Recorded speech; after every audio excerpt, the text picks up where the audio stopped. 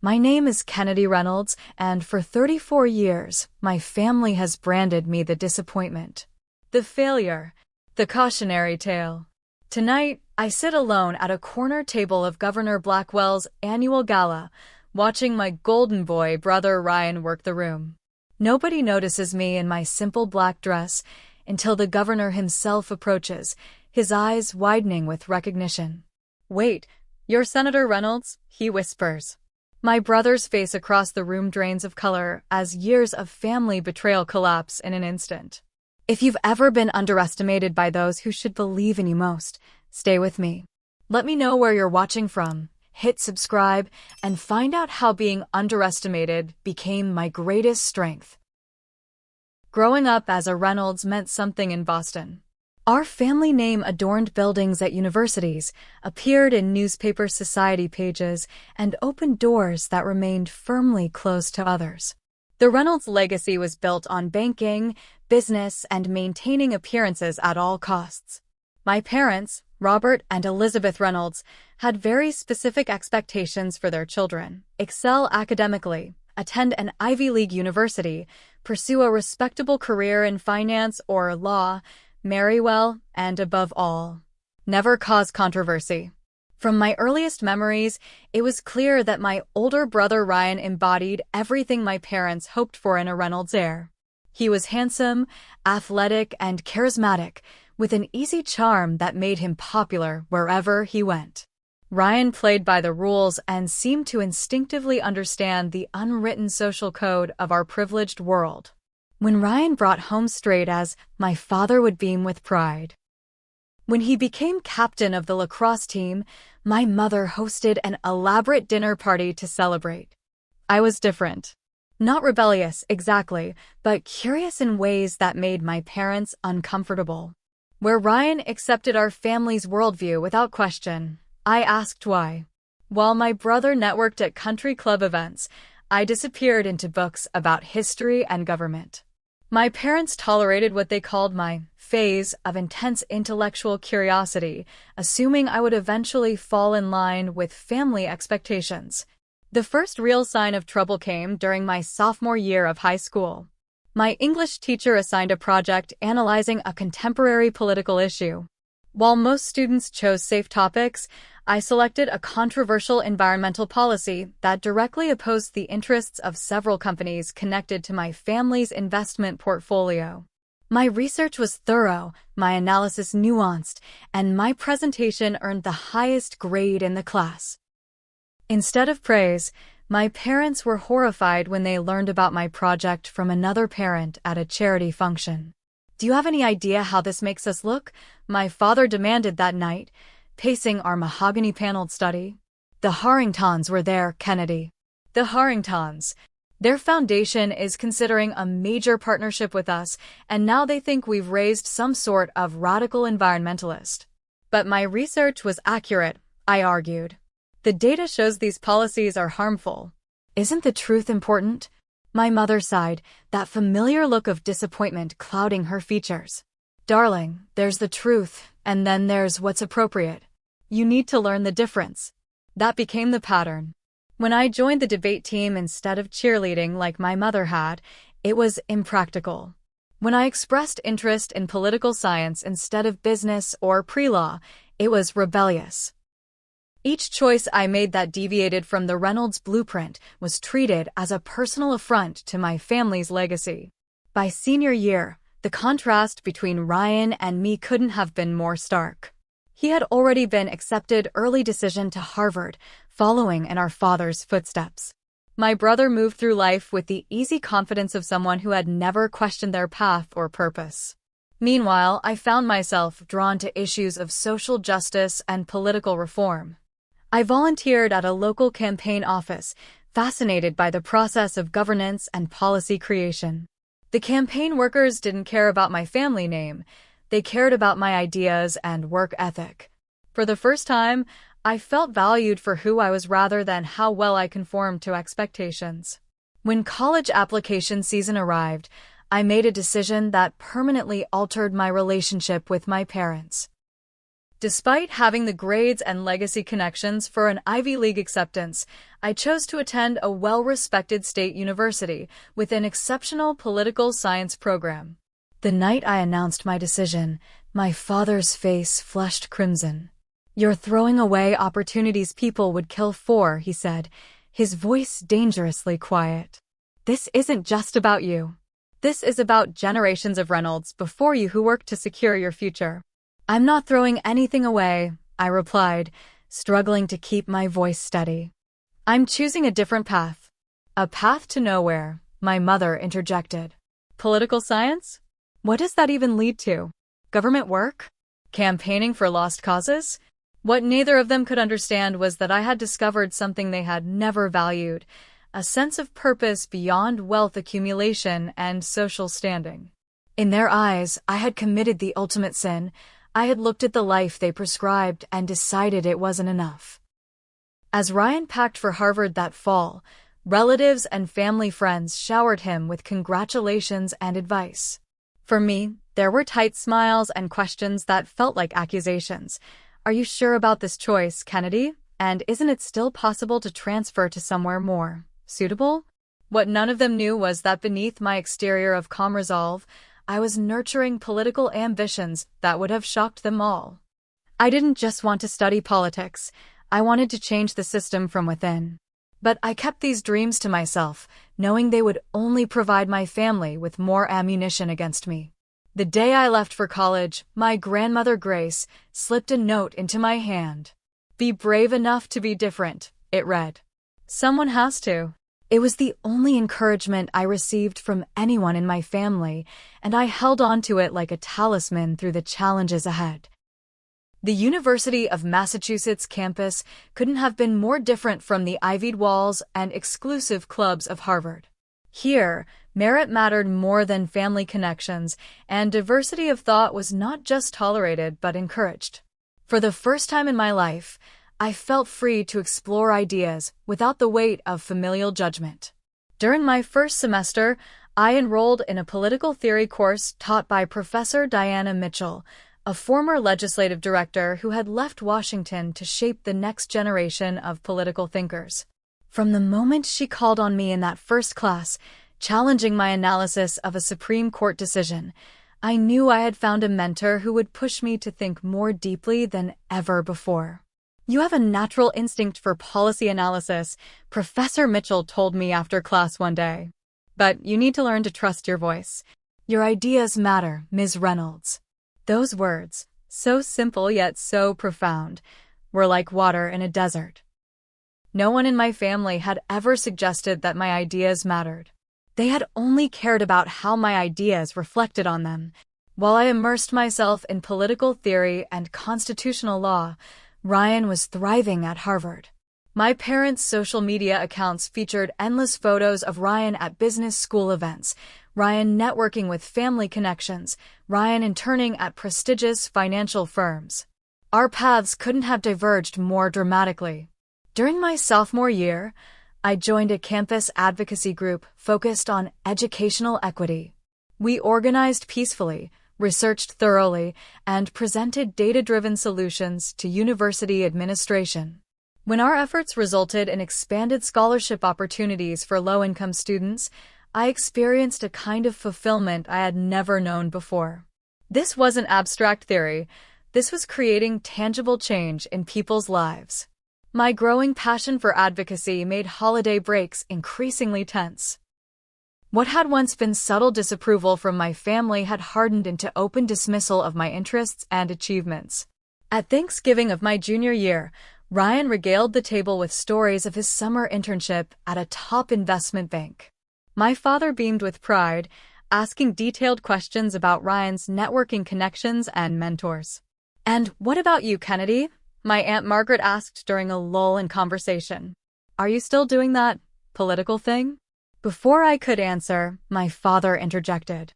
"Kennedy is still finding herself," he said with a dismissive wave. "Hopefully she'll get serious before graduation." I stared at my plate, swallowing both my response and my hurt. "Actually," I said quietly, "I've been offered a campaign position for Senator Warner this summer." The table fell silent until my mother forced a tight smile. How interesting. Will it pay well?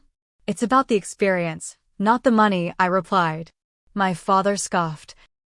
Experience doesn't pay student loans, Kennedy. My scholarships cover most of my tuition, I reminded him, though he knew this well. Scholarships that could have gone to someone who actually needed them if you had just accepted Harvard's legacy admission, my mother added, her tone making it clear this was an old argument. Ryan, to his credit, attempted to change the subject, but the damage was done. Once again, I was the family disappointment, pursuing that political thing instead of a proper career. Professor Mitchell became my refuge during these years. She recognized my growing interest in progressive politics and connected me with opportunities to learn campaign organizing firsthand. Under her guidance, I volunteered for local candidates, learning the unglamorous but essential aspects of political work, phone banking, data analysis, voter outreach. Politics isn't just about grand ideas, she told me. It's about showing up, doing the unglamorous work, and building relationships with the people you want to serve. By senior year, I had built a remarkable resume of political experience, culminating in managing a successful city council campaign for a first-time candidate. When I was offered a full-time position with a nonprofit focused on voter education after graduation, I felt like my unconventional path was finally bearing fruit. My family saw it differently. When I announced my post-graduation plans during Christmas break, my father's response was swift and brutal. That's enough, he said, setting down his whiskey glass with a sharp click. We've indulged this hobby of yours for 4 years, Kennedy. It's time to grow up and get a real job. This is a real job, I insisted. Important work that makes a difference. A difference to whom? My mother asked. Certainly not to your future. Or to this family's reputation. We've been patient, my father continued. We've allowed you to attend that school, pursue this interest. But there are limits to our patience and our support. His meaning became clear the next morning when he informed me that they would no longer provide any financial assistance after graduation. No help with an apartment, no family health insurance coverage, nothing. You're choosing this path, he said coldly. You can deal with the consequences. Ryan witnessed this conversation from the doorway, his expression caught between sympathy and relief that he wasn't the target of our father's disappointment.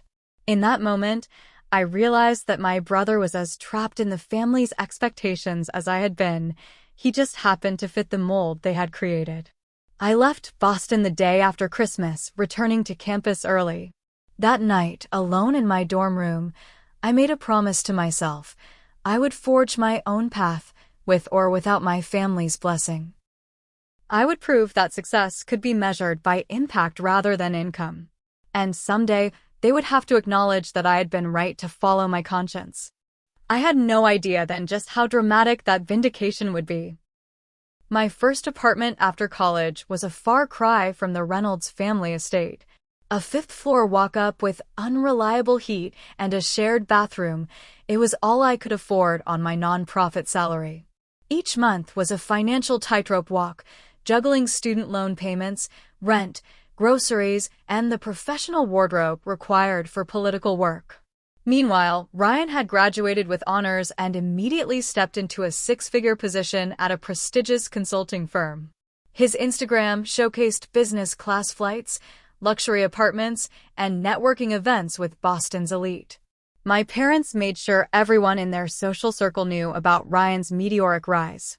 The voter education nonprofit where I worked was chronically underfunded, but vitally important. We developed educational materials about the electoral process, conducted registration drives in underserved communities, and worked to increase civic participation among young voters. The hours were long, the pay was minimal, but the work felt meaningful in ways I couldn't fully articulate to anyone who hadn't experienced it. Family gatherings became exercises in endurance. At my cousin's wedding, I overheard my mother explaining my career choice to a family friend. Kennedy is still in her idealistic phase. Working for some voter thing. We're hoping she'll come to her senses soon. Thanksgiving that year brought matters to a breaking point. Ryan arrived with news of his promotion and bonus. My parents were ecstatic, opening an expensive bottle of champagne to celebrate. When the conversation reluctantly turned to me, I shared that our voter education initiative had helped increase youth turnout by 12% in recent local elections. My father swirled his champagne, looking unimpressed. And how exactly does that translate to a career path, Kennedy? It's already my career, I replied. We're making democracy more accessible. He set down his glass with a sigh. Let me be direct. You're 30 years old, living in what I can only imagine is a substandard apartment, making what? $40,000 a year? With your education and connections, this is frankly a waste. The room fell silent. Even Ryan looked uncomfortable. Robert, my mother murmured, though whether she was encouraging him to continue or stop wasn't clear. No, Elizabeth, it needs to be said. We've watched this experiment for years now. Kennedy, you had every advantage, every opportunity, and you've squandered them all on this hobby. Your brother is buying his first property while you can barely make rent. This isn't success by any measure. I stood up, my hands shaking. Success isn't measured only by money, Dad. In the real world, it absolutely is, he replied dismissively. I left the table, gathering my coat. As I headed for the door, I heard my mother call after me, but I couldn't bear another minute of their judgment. In my car, I finally allowed myself to cry, not just for the cruel words, but for the realization that my family might never see value in the path I had chosen. That night, alone in my apartment, doubts crept in. Was I fooling myself? Was my work making any real difference? Would I always be struggling financially while my peers advanced in conventional careers? For the first time, I seriously questioned whether I should abandon my political aspirations and find a more lucrative, family-approved profession. The turning point came 2 weeks later at a community forum our organization had arranged. A young single mother approached me after the event, her eyes bright with purpose. Before your program, I never voted, she told me. Never thought it mattered for people like me. Now my daughter sees me researching candidates, filling out my ballot. She knows her voice will matter too someday. That's because of you. Her words restored my wavering faith. This was why I had chosen this path, not for wealth or status, but to help people recognize their own power in our democracy. Around this time, I met Logan Mitchell at a political fundraiser. The son of my former professor, Logan worked as a communications director for a progressive state representative. Tall with thoughtful green eyes and a quick mind, Logan was the first person who seemed to truly understand my passion for political work without questioning its validity. So you're the famous Kennedy Reynolds, he said when Professor Mitchell introduced us. My mother says you're going to be governor someday. I laughed off the compliment, but something about Logan's genuine interest in my ideas made me feel seen in a way I rarely experienced. Our first date stretched into a 5-hour conversation about electoral reform, community organizing, and our shared vision for a more inclusive democracy. With Logan's encouragement and my growing network of political connections, I made a decision that shocked everyone who knew me. I would run for city council. At 31, with no family support and limited finances, it seemed like an impossible goal. But I had built strong relationships in the community through my nonprofit work, and I understood the issues facing ordinary citizens in ways that many politicians didn't. When I told my family about my candidacy, their reactions were predictably dismissive. City council? My mother repeated, as if I'd announced plans to join the circus. Kennedy, be serious. I am serious, I replied. I've already filed the paperwork. This is embarrassing, my father said flatly. You'll lose, waste what little money you have, and then what? Have you thought this through at all? Actually, I have a campaign manager, a treasurer, and a growing team of volunteers, I explained, trying to keep my voice even. We've developed a solid campaign strategy focused on community engagement.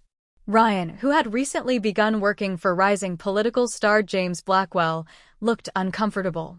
"Politics is more complicated than you realize, Kennedy," he said. "It's not just about good intentions." "I'm well aware," I replied, biting back a sharper response. It was typical of my family to assume I was naive rather than consider that I might actually be qualified.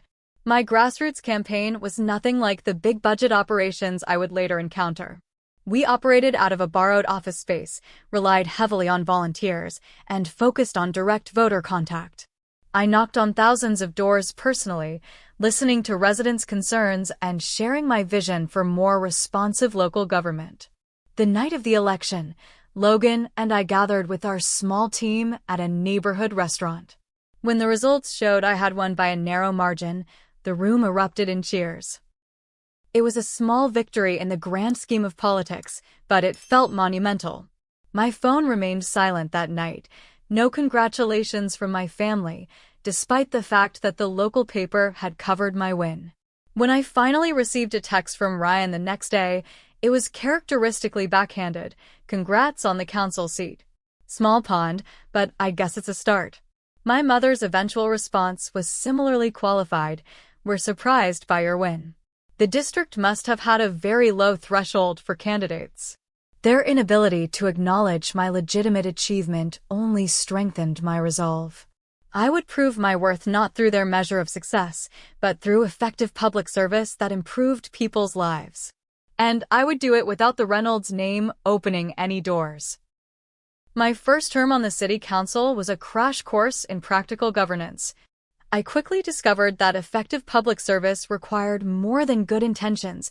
It demanded strategic thinking, coalition building, and a thick skin. I threw myself into the work, focusing on initiatives to increase affordable housing, improve public transportation, and create more transparent city government. To my surprise, I found I had a natural talent for the detailed policy work that many elected officials avoided. I could digest complex reports, identify practical solutions, and build consensus among diverse stakeholders. My background in community organizing proved invaluable for connecting policy decisions to their real-world impacts on constituents. 6 months into my term, a local reporter wrote a profile highlighting my effectiveness in office despite my youth and lack of traditional political connections. The article mentioned my family background only in passing, noting that I had forged a path independent from her prominent Boston family. The profile caught the attention of several state-level political operatives who began to see me as a rising talent worth watching. Meanwhile, Ryan had solidified his position as chief of staff to James Blackwell, who had recently won the governorship. My brother's face appeared regularly in state political coverage, always at Governor Blackwell's side, always the picture of polished professionalism. Our parents never missed an opportunity to highlight Ryan's proximity to power. At family events, conversations inevitably turned to Ryan's insider stories about the governor's mansion or policy initiatives he was helping shape. My work on the city council was treated as a curious hobby in comparison. Ryan was telling the governor just yesterday, my mother would begin at dinner parties while I sat silently picking at my food. Despite this persistent dismissal, my reputation as an effective public servant continued to grow. By the end of my first term, I had successfully championed several significant policy initiatives that improved daily life for my constituents. Local media began to speculate about my future political prospects, suggesting I might be well-positioned for higher office. When a state Senate seat in my district unexpectedly opened due to the incumbent's health issues, a coalition of community leaders and progressive organizations approached me about running. The opportunity was both exciting and intimidating. A state Senate race would require significantly more resources and would face much greater scrutiny than my city council campaign. After careful consideration and many long conversations with Logan, who had become not just my partner in life, but my most trusted political advisor, I decided to enter the race. The night before my public announcement, I called my parents, hoping that my growing record of public service might have softened their opposition.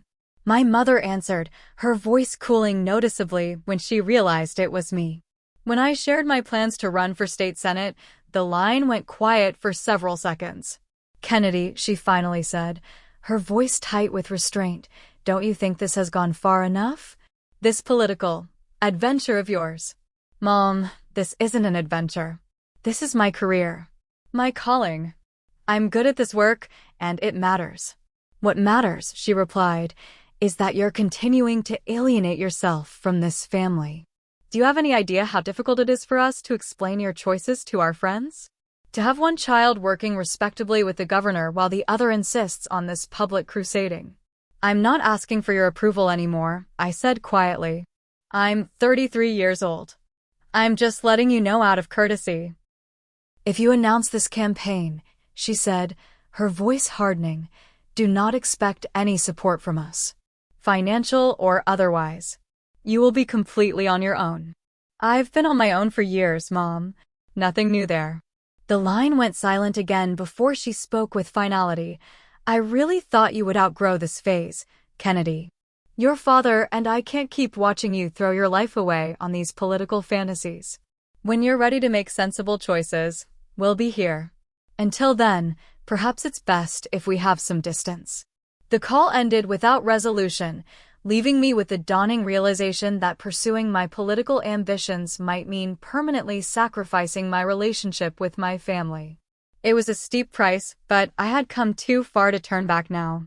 The state senate campaign was grueling. My opponents used my family's lack of support against me, suggesting that even those who knew me best didn't trust my judgment. Anonymous quotes appeared in political coverage. "The Reynolds family has a long tradition of public service through business and philanthropy.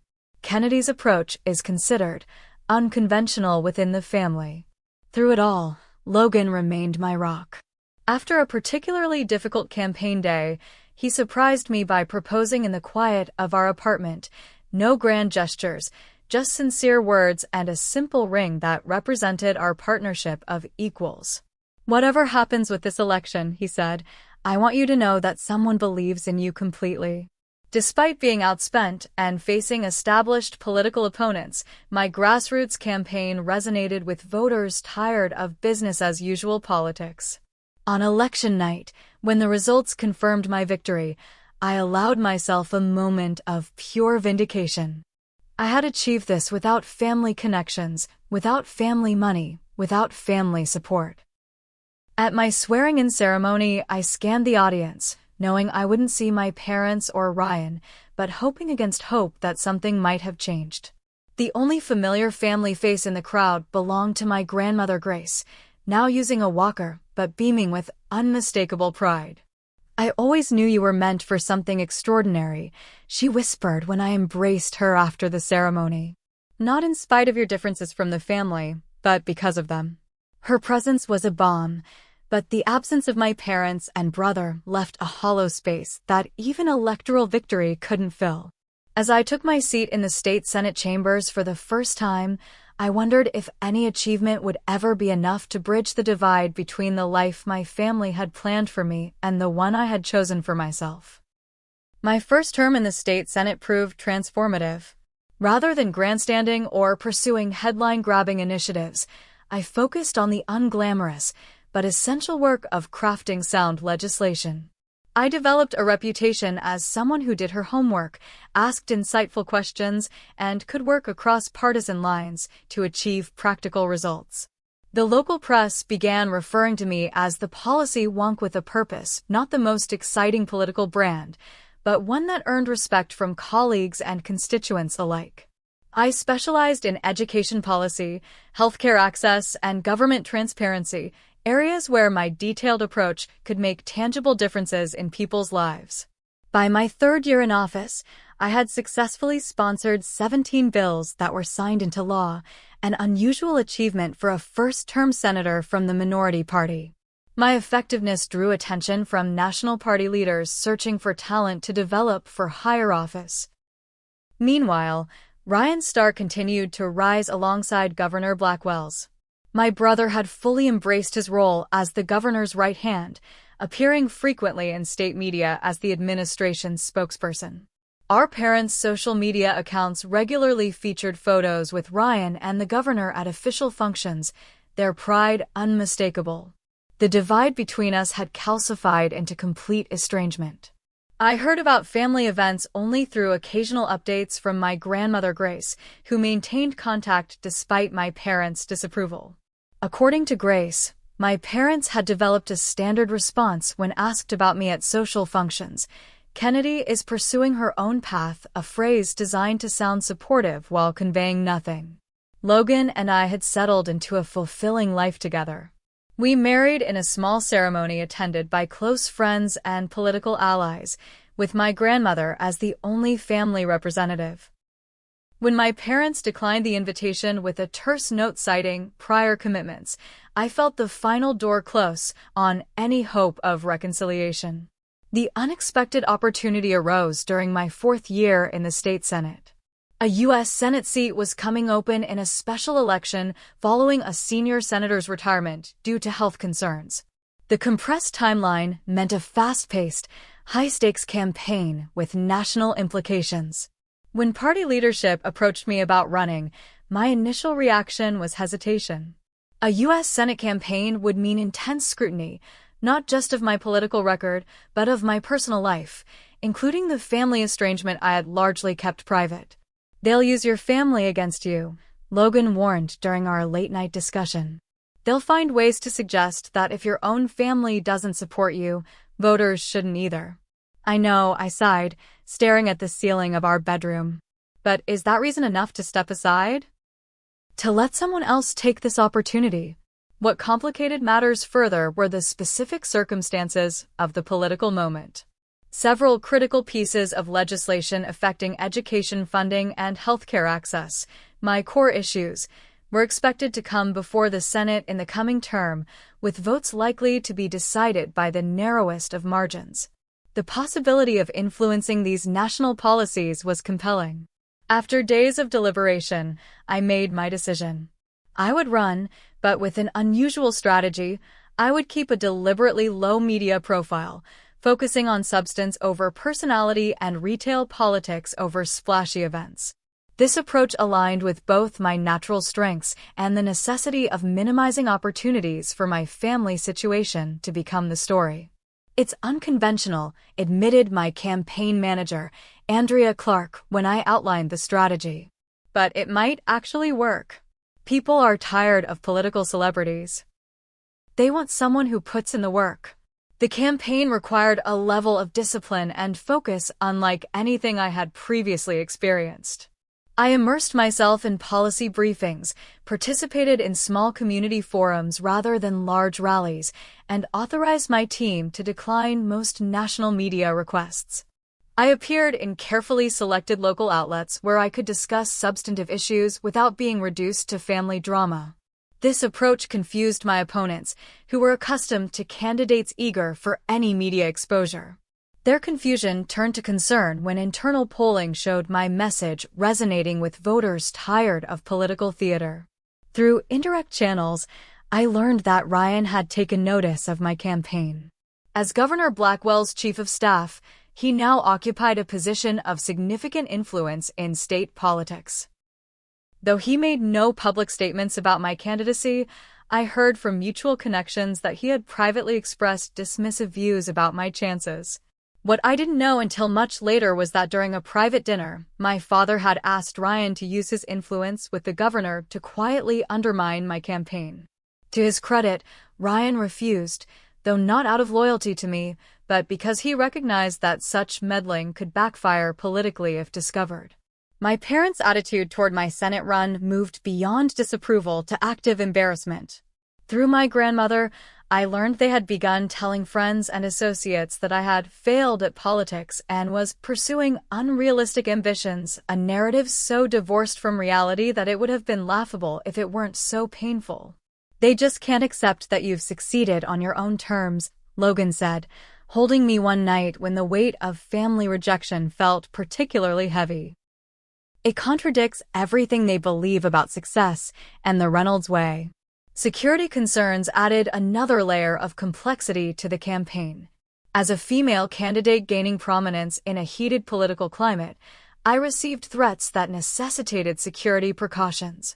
These threats, combined with my strategy of limited public exposure, created an unusual situation where many voters supported my policy positions without being able to readily recognize me in person, a circumstance that would later prove critically important. The final weeks of the campaign were a blur of 18-hour days, endless policy discussions, and the growing possibility that we might actually win. On election night, surrounded by our closest supporters in a hotel conference room, Logan and I watched as the results defied conventional political wisdom. By a margin narrow enough to require careful verification, but clear enough to avoid a recount, I had won. At 36, I had become the youngest woman ever elected to represent our state in the U.S. Senate. The victory celebration was subdued and brief, fitting for a campaign that had prioritized substance over spectacle. There were no calls from my parents or Ryan, no acknowledgement of this historic achievement from the family that had once expected so much from me. As I prepared for the transition to Washington, I discovered through back channels that my family had intensified their narrative about my supposed failures. At Boston social functions, they spoke of me as someone who had never found her footing, a fiction maintained even as national publications were beginning to identify me as a rising political talent. This complete denial of reality reinforced my decision to maintain distance. I had a job to do in the Senate, constituents to represent, and policies to shape. The energy I might have spent trying to win my family's approval would be better directed toward the work ahead. The irony wasn't lost on me. In rejecting the path my family had chosen, I had achieved a position of influence far beyond what they had imagined possible.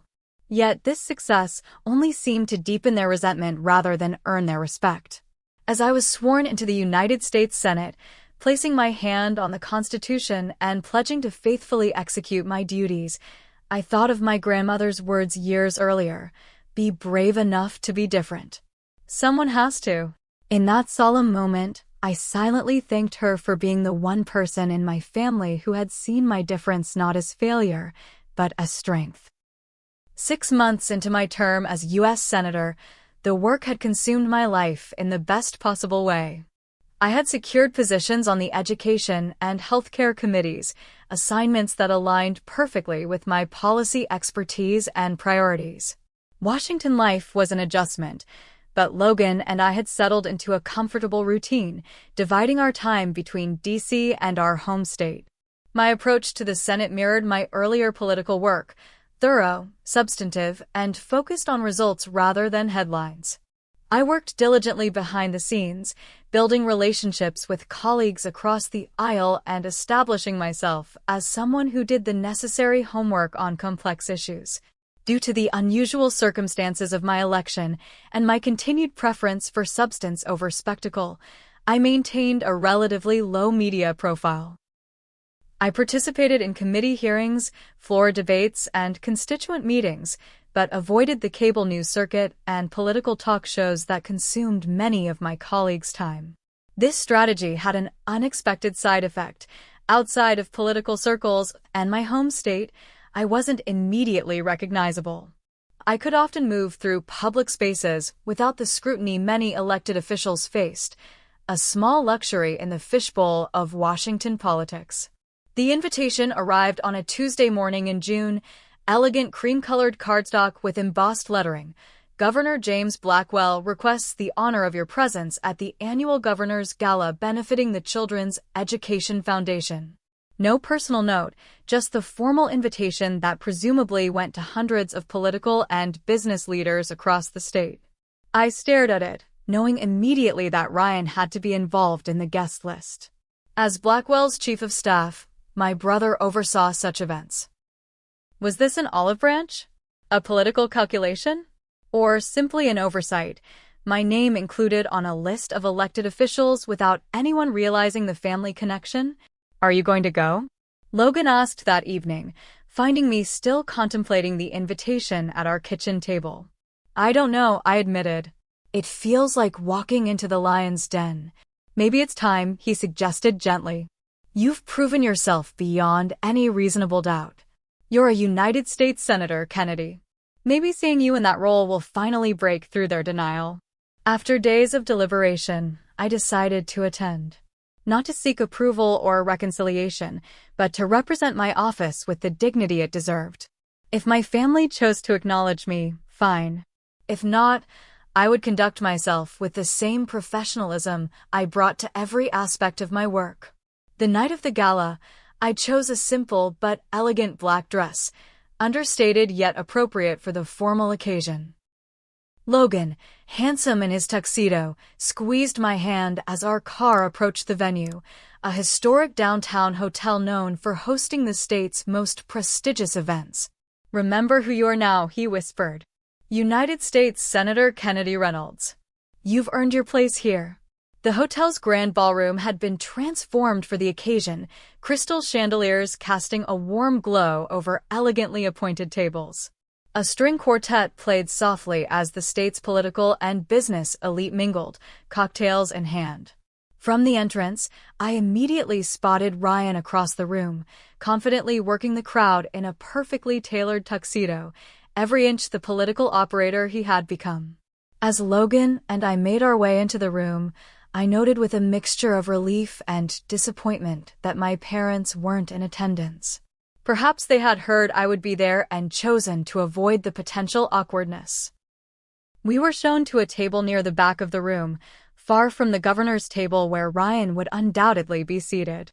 The strategic placement wasn't lost on me, significant enough to acknowledge my office, but distant enough to minimize any family drama. Throughout the dinner service, I maintained my composure, engaging pleasantly with the other guests at our table, a university president, a hospital administrator and his wife, and a judge I had known from my state senate days. None of them mentioned my brother or questioned our separate seating, though I caught occasional curious glances between them. From across the room, I observed Ryan in his element, leaning in to whisper something to Governor Blackwell, laughing at appropriate moments, the perfect political lieutenant. He had not once looked in my direction, though he surely knew I was there. Between the main course and dessert, I excused myself to visit the ladies' room. As I walked through the ballroom, I overheard snippets of conversation that made my stomach tighten. That's the Reynolds girl, isn't it? The one who... The words faded as I passed. I heard from Elizabeth that she's never quite found her way. Such a shame with their family connections. Ryan is the successful one, on track to run for office himself in a few years, from what I hear. By the time I returned to the table, my confidence had been rattled. Despite everything I had accomplished here in my home state, in these circles I was still defined by my family's narrative, the failed Reynolds, the disappointment, the cautionary tale. After dessert, Governor Blackwell took to the podium to deliver his remarks.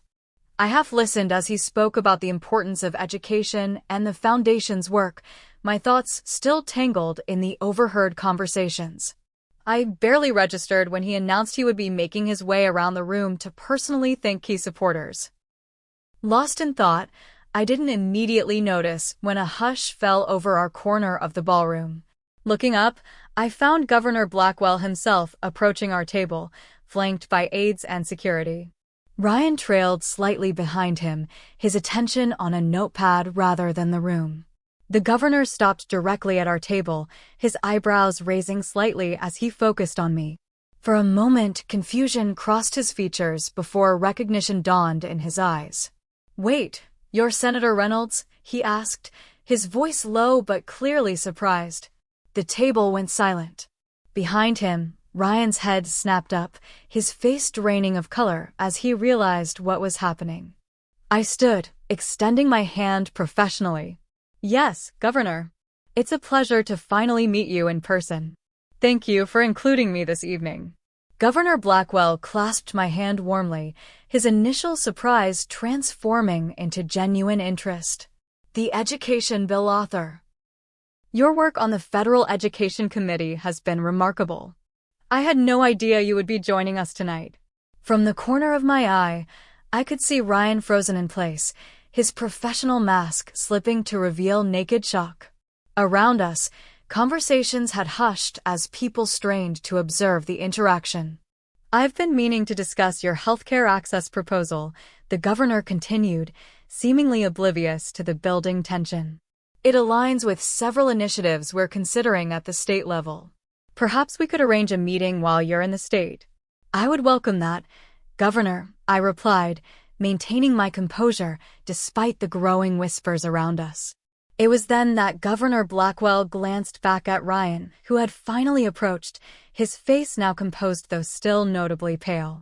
Ryan, why didn't you mention that Senator Reynolds would be attending tonight? We could have arranged a proper welcome. A flash of something? Panic? Embarrassment? Crossed my brother's face before he recovered. An oversight on my part, Governor. My apologies. The governor turned back to me, his brow furrowing slightly. Reynolds, is there a relation? The surname isn't that common. Before I could respond, Ryan stepped forward. Senator Reynolds is my sister, Governor. Governor Blackwell's surprise was evident. Your sister? I had no idea you had a sister in the Senate. He looked between us, clearly reassessing some internal narrative. Why haven't you ever mentioned this? The moment hung suspended, the nearby tables now openly watching the drama unfold. Ryan's career, built partially on our family connections and reputation, suddenly faced a complicated public revelation. Family and politics can be complex, Governor, Ryan offered weakly. Indeed they can, I interjected smoothly, saving him from further explanation. But ultimately, we all serve the public in our own ways. Governor Blackwell, a skilled politician himself, quickly recognized the undercurrents and pivoted. Well, this is a delightful discovery. We must have you both at the mansion soon. A family of public servants, quite remarkable. As the governor moved to the next table, Ryan and I were left in an awkward tableau, years of estrangement condensed into a single public moment. Kennedy, he began, his voice low. I didn't know you would be here. Clearly, I replied, keeping my tone neutral. Though as a U.S. Senator from this state, it would be unusual to exclude me from the invitation list. That's not what I meant, he said, discomfort evident in his stance. We should talk.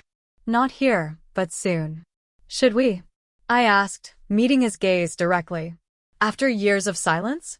After our parents have actively misrepresented my career to everyone in their circle? What exactly should we talk about, Ryan? Around us, the room had returned to its normal buzz of conversation, though I noticed several people watching our interaction with poorly disguised interest. Ryan glanced around, aware of the attention. This isn't the place. But yes, we should talk. Things are complicated. They always have been, I replied. But they're also very simple. I chose a different path than the one laid out for me. That shouldn't have made me a family pariah. Before he could respond, Logan gently touched my arm. The governor's wife is trying to get your attention, Kennedy. Indeed, across the room, the First Lady was gesturing for me to join her group. The revelation of my identity had clearly altered my status at the event. We'll continue this another time, I told Ryan, straightening my shoulders. I have people to meet. As I moved away, head high, I felt a weight lifting, the burden of hiding, of being diminished, of accepting my family's narrative about my life. Here, in this room where I had entered as the disappointing Reynolds, I was now being recognized as Senator Reynolds, respected for my own accomplishments rather than measured against family expectations. The remainder of the evening passed in a blur of introductions and conversations. Political leaders who had barely acknowledged my arrival now sought me out. Business executives expressed interest in my committee work. Through it all, I maintained my professional demeanor, neither gloating over the revelation nor appearing affected by the years of family rejection it had exposed. As Logan and I finally prepared to leave, Governor Blackwell approached once more, this time without Ryan in tow. Senator Reynolds, he said quietly, I hope you'll forgive my ignorance earlier. Had I known of your relationship to my chief of staff, I would have ensured a more appropriate welcome. No apology necessary, Governor, I assured him. Family circumstances can be complicated. He nodded thoughtfully. Indeed. Though I must say, having observed your work in the Senate, particularly on education reform, I find myself questioning the narrative I've heard about you through certain channels. You're clearly an exceptional public servant. Thank you, Governor. That means a great deal. As our car pulled away from the venue, Logan took my hand. You handled that with incredible grace. I've had years of practice, I replied, looking back at the illuminated hotel. But something feels different now. Like the truth has finally broken through. The truth was always there, Logan said gently. But now others can see it too. In that moment, I realized that while reconciliation with my family remained uncertain, I had achieved something perhaps more valuable. I had reclaimed my own narrative. No longer would I be defined by what the Reynolds family said about me. I had written my own story, and now that story stood on its own merits for all to see. The revelation at the governor's gala created ripples that extended far beyond that single evening. By the next morning, several state political blogs had picked up the story of the Reynolds siblings' reunion, complete with speculation about our family dynamics. The public narrative quickly shifted from questions about why I had been excluded from family events to wonder at how my achievements had been so consistently downplayed. 3 days after the gala, my office phone rang with a number I instantly recognized but hadn't seen on my caller ID in years, my father's private line. Kennedy, he began without preamble when I answered. I understand you attended the governor's gala. I did, I replied, keeping my tone neutral, as would be expected for a senator from the state. There was a pause, the silence heavy with unspoken history. Your mother and I have been discussing recent developments. We feel it might be appropriate to have dinner while you're in the state. To clear the air. The careful phrasing wasn't lost on me. Not an apology, not an admission of wrongdoing, merely an acknowledgement that circumstances had changed. My new position made me someone they could no longer dismiss or ignore. I appreciate the invitation, I said carefully. But I think before any family dinner, we need to have an honest conversation about the past several years. The past is the past, Kennedy, my father replied, his tone suggesting irritation at my lack of immediate agreement. Looking backward serves no productive purpose. I disagree, I said firmly. You and Mom have actively misrepresented my career and life choices to your social circle for years. You've portrayed me as a failure when I've been succeeding on my own terms. That needs to be acknowledged before we can move forward. Another long silence followed. Perhaps we've had different perspectives on your choices, he finally offered. It's not about perspectives, Dad. It's about respect. You couldn't respect that I chose a different path from the one you prescribed. Instead of supporting me, you punished me for it. That hurt. The vulnerability in my last statement hung between us. In all our conflicts, I had rarely allowed myself to express the personal pain their rejection had caused. Kennedy, my father said, his voice softening slightly, family is complicated. Perhaps we could start fresh. Your position in the Senate is impressive. We can build from there. The qualified acknowledgement was so typical of my father, unable to simply say he was proud or that he had been wrong, instead offering conditional approval now that my success had become too prominent to deny. I need time to think about this, I told him. And if we do meet, I'd want Logan there as well. He's my family now, the family who supported me when you and Mom wouldn't. As you wish, my father replied stiffly. Let us know your decision. After hanging up, I sat in my office, emotions swirling. Part of me wanted to reject the overture outright, to tell my parents that they had lost the privilege of being in my life. Another part, the little girl who had always craved their approval, wanted to rush toward any possibility of reconciliation, no matter how qualified. Logan helped me find the middle path. You don't have to decide everything at once, he counseled. You can set boundaries while still leaving the door open. 2 weeks later, I met my parents at a private dining room in a discreet restaurant. Logan sat beside me, his quiet strength bolstering my resolve. The conversation was strained but civil, focusing primarily on surface-level topics: my committee assignments, Logan's work, the renovations to our DC apartment. When my mother finally broached the subject of our estrangement, her approach was typically indirect. "We may not have always understood your choices, Kennedy, but we never stopped caring." "Caring isn't the same as respecting," I replied evenly.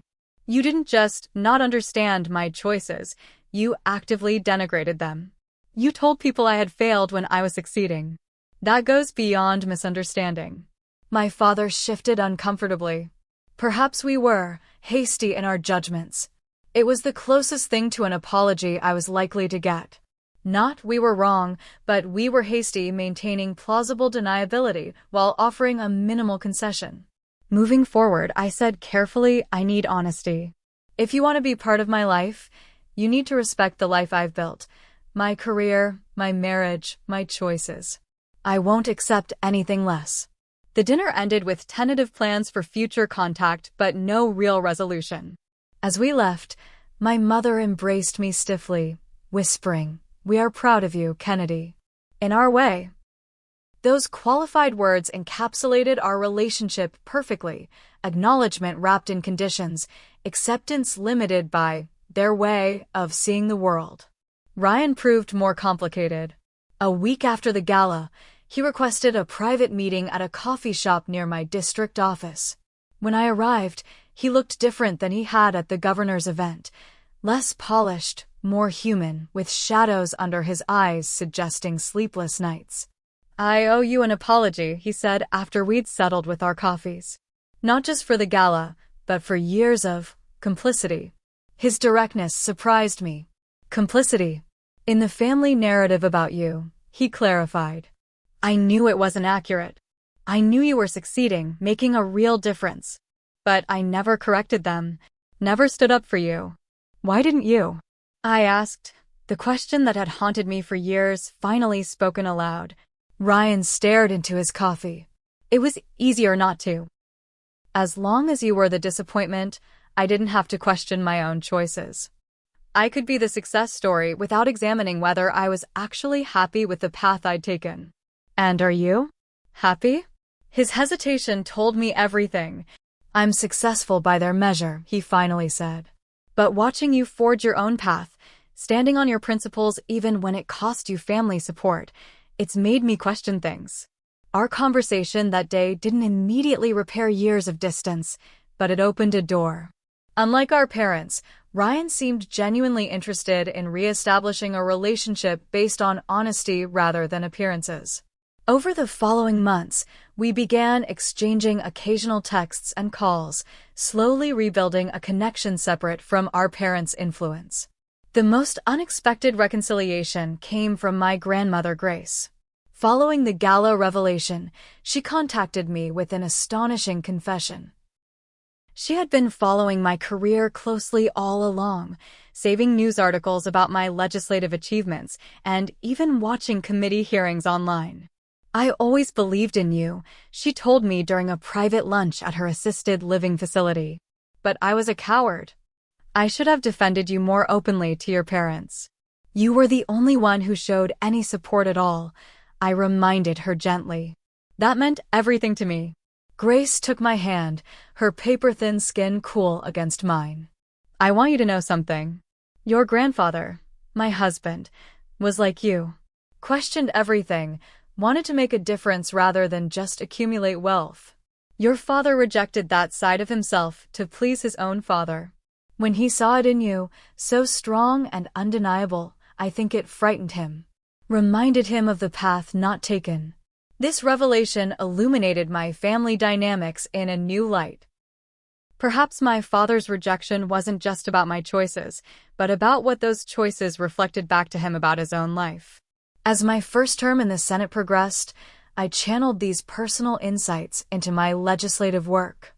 I became a leading voice on bills supporting family mental health resources and programs to help first-generation college students navigate systems their families couldn't guide them through. My personal experience of forging a path without family support gave me unique perspective on the challenges faced by those without built-in advantages. Logan and I began having serious conversations about starting our own family. The prospect of parenthood raised inevitable questions about what kind of family culture we wanted to create. "I know exactly what I don't want," I told Logan one night as we discussed the possibility. "I never want our child to feel that our love is conditional on them following a prescribed path." "We'll make mistakes," Logan reminded me. "All parents do. But we'll make different ones than your parents made." The journey toward creating our own family coincided with a gradual, cautious reconnection with my parents and Ryan. Holiday gatherings remained somewhat strained, but there was genuine effort on all sides. My mother made a point of asking about my legislative priorities. My father, in his own awkward way, began occasionally forwarding articles about my work with brief notes of approval. On my 40th birthday, my parents hosted a small dinner at their home, the first such invitation I'd received in over a decade. As we gathered in the formal dining room where I'd experienced so many painful family interactions, my father surprised everyone by raising his glass in a toast. "To Kennedy," he said, his voice gruff with emotion he rarely displayed, "who had the courage to define success on her own terms. You've made a difference in ways that exceed what we could have imagined for you." It wasn't a full acknowledgement of past wrongs, but it was sincere appreciation of my path, something I had stopped expecting years ago. I accepted it for what it was, an imperfect olive branch from an imperfect family. Looking around that table, at my parents trying in their limited way to bridge the gulf between us, at Ryan with his newfound willingness to question the family script, at Logan who had shown me what unconditional support truly meant, I realized that all relationships exist on a spectrum of health and dysfunction. Perfect reconciliation might not be possible, but perhaps something genuine could exist in the middle ground.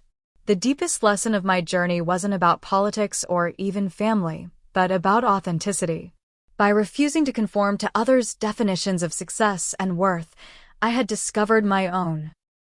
The path had been harder, lonelier at times, but ultimately led to a life aligned with my values rather than someone else's expectations. As I look back now, I see that being underestimated was indeed my greatest strength. It forced me to rely on my own judgment, to build resilience, to find value in myself rather than in others' approval.